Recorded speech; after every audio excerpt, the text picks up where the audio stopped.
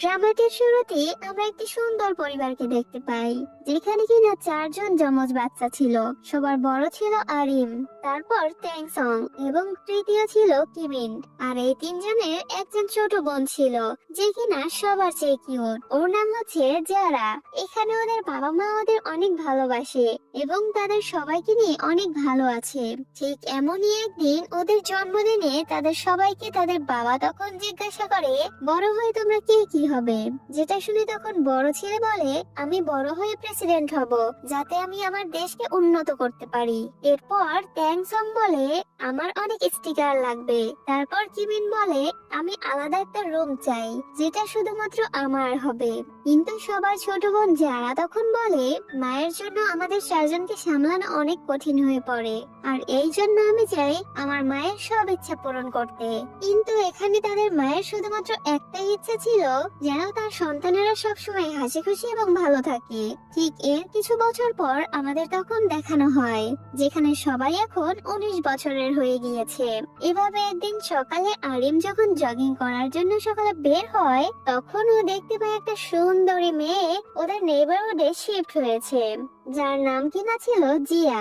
যেটা দেখে আরিম তখন মেয়েটার সাথে কথা বলার জন্য মেয়েটাকে সাহায্য করতে চায়, কিন্তু জিয়া তখন তাকে বলে, আমার পছন্দ না কোনো অপরিচিত মানুষ আমার জিনিসপত্র ধরুক। যেটা বলে এরপর জিয়া ওকে ইগনোর করে ওখান থেকে চলে যায়। এদিকে আরিম তখন জিয়ার এত রুড ব্যবহার দেখে খুব অবাক হয়ে যায় এবং বাসায় এসে নিজের বাবা মাকে বলতে থাকে, কোথা থেকে একটা অদ্ভুত মেয়ে এসে তাদের পাশের অ্যাপার্টমেন্টে শিফট হয়েছে। যেটা শুনে কিমিন তখন হুট করেই তার ভাইকে জিজ্ঞাসা করে, ভাই, মেয়েটা কি সুন্দর ছিল রে? যেটা শুনে তখন তাদের বাবা বলে ওঠে, সুন্দর তো শুধুমাত্র তোমাদের মা। এদিকে কিমিন যে একজন অ্যাথলেট ছিল, যার কারণে সে সকালের খাবার না খেয়ে স্কুলের জন্য তখন বের হয়ে যায়। এদিকে ঘর থেকে বের হওয়ার পর ওর চোখ তখন জিয়ার উপর পড়ে যায়, যাকে কিনা তখন দেখতে অনেক সুন্দর দেখাচ্ছিল। যেটা দেখে ও তখন পুরো ফ্রেশ হয়ে যায়। এরপর যখন মেয়েটি পিছনে ফিরে তাকায়, তখন তার সৌন্দর্য দেখে কিমিনের হুঁশ উড়ে যায়। এদিকে কিমিন মেয়েটির সৌন্দর্য তখন সহ্য করতে না পেরে ভয়ের কারণে সে তখন ভুলবশত জিয়ার ফটো ফ্রেমটি ভেঙে ফেলে। এরপর আর কি, ও জিয়ার কাছে অনেকবার সরি বলে আর বলে, আমি তোমাকে নতুন একটি ফ্রেম কিনে দেব। যেটা শুনে তখন জিয়া বলে, তার কোনো প্রয়োজন নেই, এমনিতেই আমি এটাকে এখন ফেলে দিতাম। ঠিক এটা বলে জিয়া কিমিনকে তখন ওই জায়গা থেকে ভাগিয়ে দেয়। ঠিক অন্যদিকে ট্যাংসংকে তখন আমাদের দেখানো হয়, যে কিনা কিছুই না খেয়ে তখন স্কুলে চলে যায়। আর এই জায়গায় আমরা তখন খেয়াল করি, ট্যাংসং কারোর সাথে কোনো কথাই বলে না, বরং সে সবসময় গোমরা মুখ হয়ে থাকে। আর এই জন্যই পুরো পরিবার তাকে নিয়ে অনেক চিন্তায় রয়েছে। এদিকে সন্ধ্যায় যখন জিয়া ময়লা ফেলতে বাইরে আসে, তখন সে আরিমকে স্মোকিং করতে দেখে ফেলে, যার কারণে আরিম খুব ভয় পেয়ে যায়, কারণ মেয়েটির সামনে ওর ইমপ্রেশনটা খারাপ হয়ে গেল। এর উপর সে খুবই অন্য রকমের একটা মেয়ে এবং তার অভ্যেসও তেমন ভালো না। আর এখানে আমরা জানতে পারি আসলে জিয়ার বাবা মায়ের ডিভোর্স হয়ে গিয়েছে, অনেকগুলো বছর হয়ে গেল। তাছাড়া ওর মা অন্য আরেকজনকে বিয়ে করেছে এবং এখন প্রেগনেন্ট হয়ে রয়েছে। যাই হোক, পরদিন সকালে যখন সকল স্টুডেন্ট স্কুলে যায়, তখন ওই জায়গায় আমরা দেখতে পাই ওরা 3জন ভাই একই ক্লাসে পড়ে। তাছাড়া আজকে নতুন একটা মেয়ে অন্য স্কুল থেকে ট্রান্সফার হয়ে ওদের স্কুলে এসেছে। এদিকে টিচার যখন মেয়েটিকে সবার সাথে পরিচয় করাচ্ছিল, তখন আমরা দেখতে পাই, আরে এটা তো জিয়া ছিল। যেটা দেখে 3 ভাই তখন অনেক অবাক হয়ে যায় আর নিজেদের মধ্যে বলাবলি করতে থাকে, দেখ ভাই, আমাদের রাগী প্রতিবেশী এখন আমাদের ক্লাসমেট হয়ে গিয়েছে। যেটা শুনে তখন আরিম বলে, ভাই, এটা কি সত্যি সত্যি আমাদের প্রতিবেশী? যার উত্তরে তখন কিমিন বলে, হ্যাঁ ভাই, হ্যাঁ। আর এই মেয়েটি খুব সাংঘাতিক, তাই আমাদের এই মেয়েটি থেকে বেঁচে থাকতে হবে। এদিকে আরিম ক্লাস টপার ছিল, এর সাথে সাথে ক্লাস প্রেসিডেন্টও, যার কারণে তখন টিচার ওকে বলে জিয়াকে আমাদের স্কুল সম্পর্কে সবকিছু বলতে এবং সব ঘুরিয়ে দেখাতে। টিচারের কথা শুনে আরিম জিয়াকে তখন নিজের সাথে করে নিয়ে যায় এবং সবকিছু ঘুরিয়ে দেখাতে শুরু করে। কিন্তু জিয়া হঠাৎ করেই বলে, আচ্ছা, তোমার কি হয়েছে সবকিছু দেখানো, আমি কি যেতে পারি? যেটা শুনে তখন আরিম বলে, আমি তো শুধুমাত্র তোমাকে সাহায্য করছি। যা শুনে তখন জিয়া বলে, আমি তোমাকে কখন বলেছি আমাকে সাহায্য করতে? তুমি ক্লাস প্রেসিডেন্ট, তাই টিচার তোমাকে বলেছে, এটা তোমার দায়িত্ব। তুমি আমার কোনো উপকার করছো না। এরপর জিয়া বাই বলে সেখান থেকে চলে যায়। এদিকে জিয়া যখন ক্লাসে ফিরে আসে তখন ওই জায়গায় ট্যাংসং ছাড়া আর কেউই ছিল না, যার কারণে জিয়া তখন জিজ্ঞাসা করে সবাই কোথায় গিয়েছে, কিন্তু ট্যাংসং তো তখন কিছুই বলে না, যার কারণে জিয়া তখন ড্রেসকে বাড়ি দিয়ে বলে, ওই সবাই কোথায় গিয়েছে বলছো না কেন? যেটা দেখে ট্যাংসং এর পরেও কিছু বলে না, বরং সে নিজের মোবাইল টাইপিং করতে শুরু করে। ঠিক ওই সময়ই অন্য এক ক্লাসমেট এসে জিয়াকে বলে, সবাই মিউজিক ক্লাসে গিয়েছে, তুমিও চলো আমার সাথে। যেটা শুনে জিয়া তখন ওর সাথে চলে যায়। তখন জিয়ার ক্লাসমেট ওকে বলতে শুরু করে, আজ 1 বছর হয়ে গিয়েছে ট্যাংসং কারোর সাথেই কোনো কথা বলে না, হঠাৎ কি যেন হয়ে গিয়েছে তার। অন্যদের থেকে আমি শুনেছি হয়তো গত বছর কিছু খারাপ হয়েছে তার সাথে, যার কারণে এরপর থেকে ও কথা বলাই বন্ধ করে দেয়। এদিকে ট্যাংসং তখনও ক্লাসে একা বসেছিল আর ওর নিজের মনের কথা ওর মনেই পড়ছিল। যেমন কি আমরা তখন গল্পের শুরুতে বলেছিলাম ওদের একটা ছোট্ট বোন রয়েছে, কিন্তু এখন সে কোথায় ওটা তো আমরা পরেই জানতে পারবো। এদিকে স্কুল ছুটির পর জিয়া তখন লাঞ্চ করার জন্য একটা রেস্টুরেন্টে আসে, আর তখন ও জানতে পারে এই রেস্টুরেন্টের মালিক ওর বাবা। অনেক বছর পর ও ওর বাবাকে চিনতে পারলেও ওর বাবা কিন্তু ওকে চিনতে পারে না। ঠিক তখনই আমাদের অতীতের একটা সিন দেখানো হয়, যখন জিয়া 8 বছরের ছিল তখন ওর বাবা ওকে ছেড়ে চলে গিয়েছিল। এখন বর্তমানে তার বাবা দ্বিতীয় বিয়ে করে ফেলেছে, আর এখন তার একটি মেয়েও রয়েছে, যার সাথে তার বাবা তার জীবনে খুশি রয়েছে। এইসব দেখে জিয়া তখন খুব কষ্ট পায়, তাই সে কিছুই না খেয়ে ওই ওয়েটারের সাথে খারাপ ব্যবহার করে যখন সে চলে যেতেই নাই, ঠিক তখনই কিমিন আর আরিম ওই জায়গাতে চলে আসে। এদিকে জিয়ার রুড বিহেভিয়ার আরিমের তখন একদমই পছন্দ হয় না, তাই সে জিয়াকে থামিয়ে তখন জিজ্ঞাসা করে, তোমার সমস্যা কি? তুমি কি কারোর সাথে ঠিকমতো কথা বলতে পারো না? যেটা শুনে তখন জিয়া বলে, তুমি তো অনেক ভালো একটা ছেলে তাই না, যে কিনা প্রত্যেকদিন সকালে ঘুম থেকে উঠেই স্মোকিং করে। আমার সামনে ভালো সাজার নাটক করো না, আমি খারাপ নাকি তুমি খারাপ নিজেকে নিজেই জিজ্ঞাসা করে দেখো। এটা বলে জিয়া তখন ওখান থেকে চলে যায়। আজকে আপনাদের পরিচয় করিয়ে দেব বিশ্বস্ত একটি গেমিং প্ল্যাটফর্মের সাথে, যার নাম বেট অন গেম। গেমিং দুনিয়ার একটি নতুন ধারার নাম। Aviator, Crazy Time, Monopoly, Crystal, Coin Flip, Sweet Bonanza, poker, slots, আপনি ইভেন স্পোর্টস সেকশনে লাইভ স্ট্রিম করতে পারবেন এবং আপনার সকল প্রিয় গেমগুলো এখানে উপভোগ করতে পারবেন। স্ট্র্যাটেজি আর স্কিল মিলিয়ে আপনি লিখতে পারেন আপনার নিজের জয়ের গল্প, গড়ে তুলতে পারেন নিজের জয়ের রাজ্য। বেট অন গেম দিচ্ছে বিকাশ, নগদ, রকেট এবং অন্যান্য ইজি এবং সিকিউর পেমেন্ট মেথড ব্যবহার করে মিনিটে ডিপোজিট এবং উইথড্র করার সুবিধা। যে কোনো প্রয়োজনে আপনি পেয়ে যাবেন 24/7 কাস্টমার সাপোর্ট সুবিধা। আমার দেওয়া প্রোমো কোড এবং কমেন্ট বক্সের লিংক ব্যবহার করে এখনই রেজিস্ট্রেশন করুন এবং জিতে নিন প্রথম ডিপোজিটে 100% ওয়েলকাম বোনাস এবং 11,000 টাকা পর্যন্ত বোনাস প্লাস ফ্রি স্পিন পান এবং পুরো সপ্তাহ জুড়ে ক্যাশব্যাক অফার, যা নিশ্চিত করবে স্মার্ট গেম প্লে। তাহলে আর দেরি কিসের? বেট অন গেমে এখনই যোগ দিন। খেলুন, জিতুন, রিপিট করুন এবং অভিজ্ঞতা নিন নতুন ভাবে। খেলুন স্মার্ট, জিতুন আরো বেশি। এর কিছুক্ষণ পর যখন জিয়া বাসায় পৌঁছায় তখন ওই জায়গায় সে তার সৎ বাবাকে আগে থেকেই দাঁড়িয়ে থাকতে দেখে। সে অনেক রাগী কণ্ঠে তখন জিয়াকে বলে, তোমার মা প্রেগন্যান্ট, তুমি তাকে কেন এত ডিস্টার্ব করছো? এখানে তার সৎ বাবা তাকে অনেক কিছুই বলে, কিন্তু জিয়া তাকে কোনো কথার উত্তর দেয় না। ঠিক এরপর যখন জিয়ার মা ওই জায়গায় চলে আসে তখন তার সৎ বাবা ভালো সাজার চেষ্টা করে আর বলে, আমি তো এইমাত্র জিয়াকে বলছিলাম ও যেন আমাদের সাথে ডিনার করতে যায়। যেটা শুনে জিয়ার মা তখন জিয়াকে বলে, মা চলো আমাদের সাথে। যার উত্তরে তখন জিয়া বলে, আমার ক্ষুধা নেই এবং আপনারা আর কোনোদিন এই জায়গায় আসবেন না, ঠিক আছে? এই কথা বলে জিয়া তখন ওখান থেকে চলে যায়, যেখানে এই সব কথা তখন ট্যাংসং আড়াল থেকে সব শুনে ফেলে। এদিকে জিয়া যখন লিফটে উঠে তখন ট্যাংসং ওর সাথে ছিল। এরপর চতুর্থ তলা আসলেও জিয়া তখন লিফট থেকে নামে না, বরং সে ছাদে চলে যায়। যেটা দেখে ট্যাংসং তখন বুঝতে পারে কিছু খারাপ হতে চলেছে, যেমন কিনা ওর বোনের সাথে হয়েছিল। তেমন যাতে আবার না হয় ঠিক এটা ভেবে ওর সাথে সাথে দৌড়ে তখন ছাদে চলে যায়, যেখানে জিয়া নিজের জীবনের সব আশা হারিয়ে ফেলেছে এবং সবাই ওকে বোঝা মনে করছে। এটা ভেবে তাই ও আর বেঁচে থাকতে চায় না।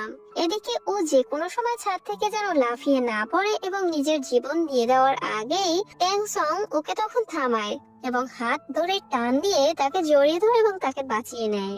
যেটা দেখে জিয়া তখন বলে, এটা তুমি কি করছো? যার উত্তরে তখন ট্যাংসং বলে, আমি তোমার প্রতিবেশী আর এখানে আমরা প্রথমবারের মতো ট্যাংসংকে কথা বলতে দেখি। যেটা দেখে জিয়া তখন মনে মনে ভাবে, আগে কি পাগল প্রতিবেশী কম ছিল নাকি, এখন এও এসে জুটেছে। ঠিক তখনই আমরা একটা ফ্ল্যাশব্যাক থেকে জানতে পারি ট্যাংসং এর বোন কোনো একটা কারণে আত্মহত্যা করেছিল। সেটা কিসের জন্য এটা আমরা কিন্তু সামনেই জানতে পারবো সময় হলে। এরপর বর্তমানে জিয়া যখন সেখান থেকে আবারও মরতে চলে যেতে নেয়, তখন ট্যাংসং তাকে থামিয়ে দিয়ে বলে, তোমার কি এতই মরে যাওয়ার ইচ্ছা? বলো তুমি কেন মারা যেতে চাও? যেটা শুনে জিয়া তার উত্তরে বলে, তোমার আমার প্রতি এত চিন্তা কেন? আমার যা ইচ্ছা হয় আমি তাই করবো, এটা তোমার কি? তখন ট্যাংসং বলে, আমি তোমার মতো মানুষদের ঘৃণা করি যারা কিনা সহজে হাল ছেড়ে দিয়ে নিজেদের জীবন নিয়ে নেয়। শুধু একটিবার চিন্তা করে দেখো তোমার মরে যাওয়ার পর তাদের কি হবে যারা কিনা তোমাকে অনেক ভালোবাসে। যার উত্তরে তখন জিয়া বলে, কারো আমার প্রতি কোনো চিন্তাই নেই, না আমাকে কেউ ভালোবাসে, আমার মরে যাওয়াই ঠিক হবে। এই কথা বলে জিয়া যখন আবারও চলে যেতে নেয়, তখন ট্যাংসং আবারও তাকে থামায় এবং বলতে থাকে, আমি তোমার চিন্তা করব, প্লিজ তুমি মারা যেও না, বেঁচে থাকো প্লিজ।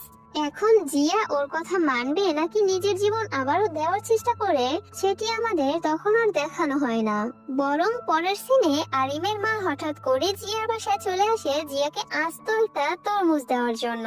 যেটা দেখে জিয়া তখন বলে, আমি তো পুরো বাড়িতে একা থাকি, তাই আমি এটা একা শেষ করতে পারবো না, বরং আপনি এটা নিয়ে যান। এটা বলে সে তখন তরমুজটি ফেরত দিয়ে দেয়। এদিকে জিয়ার কথা শুনে ট্যাংসং এর মা তখন খুব অবাক হয়ে যায় আর ভাবে, এত ছোট একটা মেয়ে কিভাবে এত বড় বাড়িতে একা থাকে। এর পরদিন যখন জিয়া স্কুলে যাচ্ছিল, তখন ট্যাংসং তাকে ফলো করতে শুরু করে। যেটা দেখে জিয়া তাকে জিজ্ঞাসা করে, তুমি এটা কি করছো? যার উত্তরে তখন ট্যাংসং বাহানা বানিয়ে বলে, আমি স্কুলে যাচ্ছি, আমাদের দুজনের স্কুল তো একটাই, তাই না? যেটা শুনে জিয়া আর কিছুই না বলে নীরবে সামনে হাঁটতে শুরু করে। এদিকে ট্যাংসং ও তাকে তখন ফলো করতে থাকে শুধুমাত্র একটা কারণেই, ও জিয়াকে মরতে দেবে না কিছুতে। ঠিক অন্যদিকে ট্যাংসং এর বড় ভাই জিয়ার ফটো ফ্রেমটা তখন পেয়ে যায়, আর এটা দেখার পর ও তখন বুঝতে পারে ওই রেস্টুরেন্টের মালিক আসলে জিয়ার বাবা ছিল, আর এই সিক্রেটটা সে তখন জেনে যায়। এর কিছুক্ষণ পর ক্লাসে এসে আরিম জিয়াকে তখন জিজ্ঞাসা করে, আচ্ছা গতকাল রাতে আমার মা কি তোমার কাছে এসেছিল? যেটা শুনে জিয়া তখন বলে, হ্যাঁ, কিন্তু কেন? ওয়েট, তুমি কি ভয় পাচ্ছ? তোমার স্মোকিং এর সিক্রেটটা তোমার মায়ের কাছে বলে দেবো এই ভেবে? চিন্তা করো না, আমি কারো ব্যক্তিগত জীবনে ইন্টারফেয়ার করি না। সো এখন তুমি এখান থেকে যাও আর আমাকে পড়তে দাও। অপরদিকে তাদেরই ক্লাসের একটি মেয়ে যার নাম ছিল ইউনা, সে আবার আরিমকে খুব পছন্দ করত, যার কারণে এদিকে যখন ও জিয়ার সাথে তাকে কথা বলতে দেখে সে তখন অনেক জেলাস ফিল করে। আর এই গল্পে আমরা সামনেই তখন দেখতে পারবো এই মেয়েটি জিয়ার জন্য আবার কোন বিপদ তৈরি করে আনছে। পরের সিনে জিয়া যখন ক্যাফেটেরিয়ায় একা বসে লাঞ্চ করছিল, তখন হঠাৎ তিন ভাই এসে জিয়ার সাথে বসে। যেটা দেখে জিয়া তখন সম্পূর্ণ কনফিউজড হয়ে যায়, আর এইসব দেখে ইউনা তখন আরো জেলাস হয়ে ওঠে এবং সবার সামনে জিয়াকে অপমান করতে বলতে শুরু করে, আমি তো শুনেছি তোমার আগের স্কুল থেকে বের করে দিয়েছে তোমাকে। এই কথা শুনে অন্যান্য মেয়েরা জিয়াকে তখন জিজ্ঞাসা করে, জিয়া এটা কি সত্যি? আর তোমাকে কেনই বা বের করে দিয়েছিল? যার উত্তরে তখন জিয়া বলে, তুমি তোমার ফ্রেন্ডকেই তাহলে জিজ্ঞাসা করো, যার কিনা অন্যদের ব্যাপারে ইন্টারফেয়ার করার অনেক শখ রয়েছে। এই কথা বলে জিয়া কিছুই না খেয়ে তখন ওই জায়গা থেকে উঠে চলে আসে। যেটা দেখে আরিম তখন জিয়ার পিছনে পিছনে যেতে শুরু করে।